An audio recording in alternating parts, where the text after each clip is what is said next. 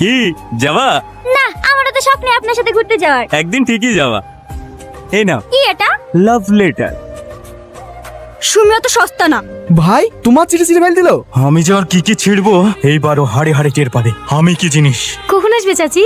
সন্ধ্যা লেগে যাচ্ছে, বাড়ি ফিরতে হবে তো। আর একটু বসো, চলে আসবে। এ বাবু, টাকা পালে? না আর পাওয়া যায়। এই তোমার ব্যাগ। দেখিলেন টাকাগুলো ঠিকঠাক আছে কিনা? ঠিক আছে, ব্যাগটা আপনার ভ্যানের কাছে পড়েছিল। হ্যাঁ। তুমি টাকা ঘুরে দিতে এসছো? দেখো দিনে তোর খোঁজ করে দেখে আমি ভাবছি হয়তো ভাটা ইট মিট কিনার লেগে এসছে। কত লোকই তো আসে, ওই পারে শামসুল এসে বাড়ি দেখে দিয়ে গেল। বসো মা বসো। এই টাকার টেনশনে তোমাকে যে এক কাপ চা করে দেবো সেটাও মাথায় নাই। যাও মা যাও, চা করলে আসো। এমনিতে দেরি হয়ে গেছে, আমাকে আবার বাড়ি যেতে হবে। বসো তো। মা ব্যাগটা ঘরে রেখে দাও। ওগো, তুমি বাজারে যাও, একটু মিষ্টি টিষ্টি লেসো গা। আপনি আমাকে অনেক বড় বিপদের হাত থেকে বাঁচালেন। কি বলেছি আপনাকে ধন্যবাদ দেবো। এই যুগে মানুষ 100 টাকা নোট পড়ে বেলে দিতে চায় না, আর আপনি এতগুলো টাকা পেয়ে বাড়িতে পেয়ে দিতে এসেছেন। আপনাকে ধন্যবাদ দিয়ে ছোট করবো না। আপনাকে প্রথমে দেখে হয়তো আমি অন্যরকম ভেবেছিলাম, কিন্তু আপনি সত্যি অনেক বড় মনের মানুষ।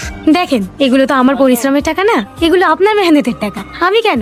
যেই নেই আল্লাহ তাকে কখনোই ক্ষমা করবে না। একটা কথা বলবো? হ্যাঁ বলেন। রাগ করবেন না তো?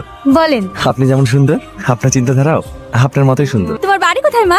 জামালপুর। এই পলাশী জামালপুর? হ্যাঁ। জামালপুরেই তো আমার মায়ের বাড়ি। আনারুলকে চেনো? মস্তান আনারুল? না না, মস্তান হবে কেন?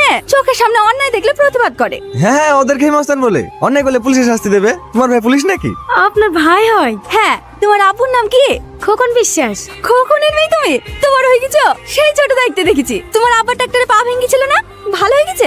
না চাচি, পা কেটে বাদ গেছে। প্লাস্টিকের পা লাগাতে ডাক্তারে 3-4 লাখ টাকা লাগবে বলেছে। তোমার আপু খুব ভালো মানুষ। তোমার আপুকে আমার নাম করবা, তোমার আপু আমাকে খুব ভালো করে চেনে।